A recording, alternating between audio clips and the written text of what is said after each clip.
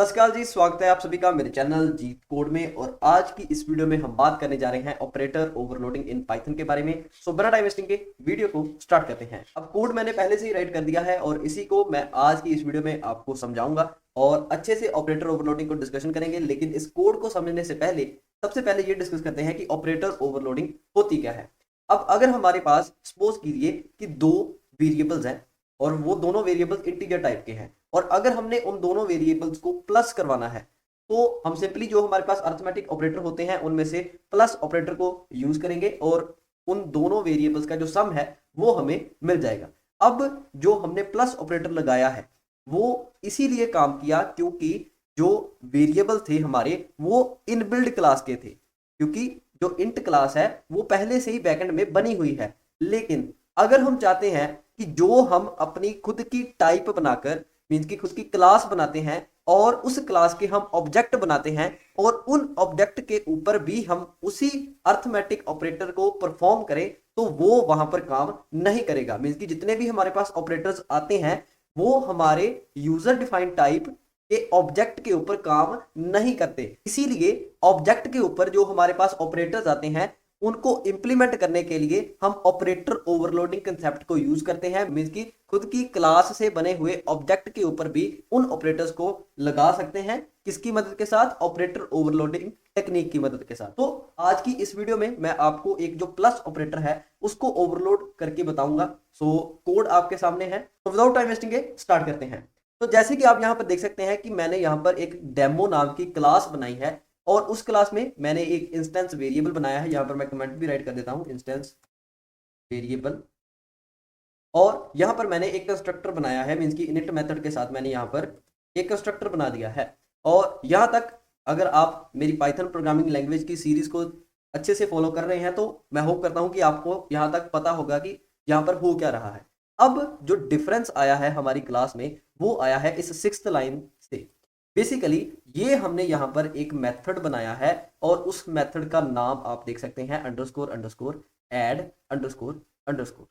अब यहाँ पर ही सारा जो खेल है वो हो रहा है। मीन्स की जो हमारा जो प्लस ऑपरेटर यहाँ पर इंप्लीमेंट हुआ है वो इसी मेथड की मदद से हुआ है। अब बेसिकली जितने भी हमारे पास ऑपरेटर्स आते हैं उनको ओवरलोड करने के लिए हमारे पास कुछ स्पेशल मेथड्स होते हैं। जैसे कि प्लस ऑपरेटर को ओवरलोड करने के लिए हमारे पास स्पेशल मेथड आता है ऐड, और मैं आपको यहाँ पर दिखा भी देता हूँ। आप यहाँ पर देख सकते हैं कि ये जो सभी मेथड्स हैं ये सारे स्पेशल मेथड्स हैं। इन मेथड्स को यूज करके हम ऑपरेटर्स को ओवरलोड कर सकते हैं। जैसे कि हमने प्लस ऑपरेटर को ओवरलोड करना है तो हम अपनी क्लास में कुछ इस नाम का मेथड क्रिएट कर देंगे। अगर हमने माइनस को करना है तो कुछ इस नाम का करेंगे। और ऐसे ही अगर हमने मल्टीप्लिकेशन, डिवीजन और फ्लोट डिवीजन, जितने भी हमारे पास अर्थमेटिक ऑपरेटर्स आते हैं उनको हमने अगर ओवरलोड करना है तो हमने इन मेथड्स को अपनी क्लास में क्रिएट करना है। और अगर आपने रिलेशनल ऑपरेटर मींस की कंपैरिजन ऑपरेटर्स को ओवरलोड करना है तो आप इन मेथड्स को यूज कर सकते हैं। जैसे कि EQ मींस की इक्वल, LT मींस की लेस देन, LE मींस की less than equal to, GT means की ग्रेटर देन और GE मींस की ग्रेटर देन इक्वल टू। अब आप इन सभी मेथड्स को यूज करके इन सभी ऑपरेटर्स को ओवरलोड कर सकते हैं। सो ये तो हमें पता चल गया कि हमने एक स्पेशल मेथड अपनी क्लास में यूज करना है जिस भी ऑपरेटर को हमने लगाना है उसको ओवरलोड करने के लिए। अब हम ये देखते हैं कि ये काम कैसे करता है। तो जैसे कि आप यहाँ पर देख सकते हैं कि यहाँ पर हमने इस ऐड मेथड को बना लिया, मींस कि इस प्लस ऑपरेटर को हमने ओवरलोड कर लिया और अपनी क्लास से बाहर आकर हमने एक O1 नाम का ऑब्जेक्ट बनाया डेमो क्लास का, जिसके की कंस्ट्रक्टर में हमने 20 वैल्यू असाइन कर दी। और ये जो 20 वैल्यू है ये हमारे इस डेमो क्लास में V1 इंस्टेंस वेरिएबल में असाइन हो गई। और फिर हमने एक दूसरा O2 नाम का ऑब्जेक्ट बनाया, इसको अलग मेमोरी मिल गई और इसकी मेमोरी में V1 इंस्टेंस वेरिएबल में 30 वैल्यू असाइन हो गई। फिर तीसरी बार एक O3 नाम का ऑब्जेक्ट बनाया जो कि डेमो क्लास का ही है, लेकिन उसकी पैरेंथेसिस में हमने O1 प्लस O2 को पास कर दिया। अब यहाँ पर ये जो प्लस ऑपरेटर है अगर हमने इस मेथड को यहाँ पर इंप्लीमेंट नहीं किया होता तो ये एग्जीक्यूट ही नहीं होना था। अभी इसको भी टेस्ट कर लेते हैं। अब मैंने अपने इस ऐड मेथड को यहाँ पर कमेंट कर दिया है और जैसे मैं यहाँ पर प्लस करूंगा तो आप यहाँ पर देख सकते हैं कि हमारे पास टाइप एरर आ चुका है। मीन्स की जो प्लस ऑपरेटर है वो एज इट इज नहीं लगता, इसको हमें ओवरलोड करना पड़ता है अगर हमने अपने ऑब्जेक्ट के ऊपर इन ऑपरेटर्स को इंप्लीमेंट करना है। अब हम देखते हैं कि ये जो कॉल हुई है हमारे इस ऐड मेथड को, ये कैसे हुई है। सो मैं इसको जरा सिंप्लीफाई कर देता हूँ। यहाँ पर हम इसके कंस्ट्रक्टर में वैल्यू नहीं पास करवाते, यहाँ पर हम v1 वेरिएबल में डायरेक्टली ही o1 प्लस o2 कर देते हैं, जिससे कि आपको कंफ्यूजन नहीं होगी। तो अब मैं यहाँ पर राइट करने जा रहा हूँ कमेंट में कि ये जो कॉल हुई है इस ऐड मेथड को, ये कैसे हुई है। तो ये जो कॉल है ये बेसिकली कुछ ऐसे हुई है, o1 dot underscore underscore add हमारे मेथड को कॉल हुई और इसकी पैरेंथेसिस में O2 को पास कर दिया गया। अब यहाँ पर हमने एक कंसेप्ट डिस्कस किया था अपनी प्रीवियस वीडियोस में कि कैसे हम एक मेथड के पैरामीटर्स में ऑब्जेक्ट को पास कर सकते हैं। उसी कंसेप्ट को यहाँ पर इंप्लीमेंट किया गया है। सो हमने यहाँ पर क्या किया है कि जो पहला हमारा ऑब्जेक्ट है उसके थ्रू हमने इस ऐड फंक्शन को कॉल की है और जो हमारा सेकंड ऑब्जेक्ट है वो हमने इस ऐड मेथड में पास करवा दिया है।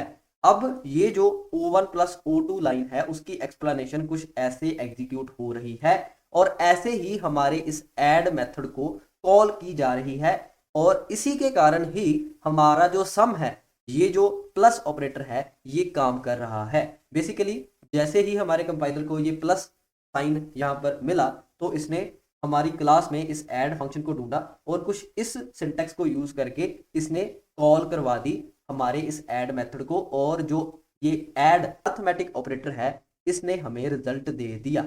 अब हम देखते हैं कि ये काम कैसे करता है। बेसिकली o1 हमने सबसे पहले o1 का जो ऑब्जेक्ट बनाया था उसमें हमने v1 की वैल्यू डाली थी 20।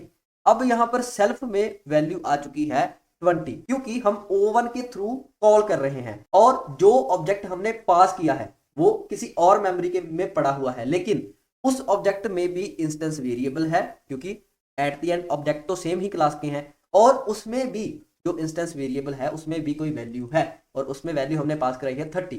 तो यहाँ पर सेल्फ डॉट v1 मीन्स कि जिस ऑब्जेक्ट के थ्रू हम कॉल करवा रहे हैं उसके सेल्फ डॉट v1 की वैल्यू है 20 और जो ऑब्जेक्ट हमने यहाँ पर ऐड के पैरामीटर्स में पास करवाया है जो कि o2 है उसके v1 में वैल्यू है 30 और ये हमने जो रिटर्न राइट किया है इसकी एक्सप्लेनेशन कुछ ऐसे है कि सेल्फ डॉट v1 मीन्स कि जिस ऑब्जेक्ट से हम कॉल करवा रहे हैं उसके इंस्टेंस वेरिएबल की वैल्यू प्लस जो ऑब्जेक्ट पास हुआ है उसके इंस्टेंस वेरिएबल की वैल्यू को प्लस करके रिटर्न करवा दीजिए और जो भी वैल्यू रिटर्न होगी वो O3 जिसको कि नई मेमोरी एलोकेट होगी और इसका भी एक अलग v1 मीन्स की इंस्टेंस वेरिएबल होगा।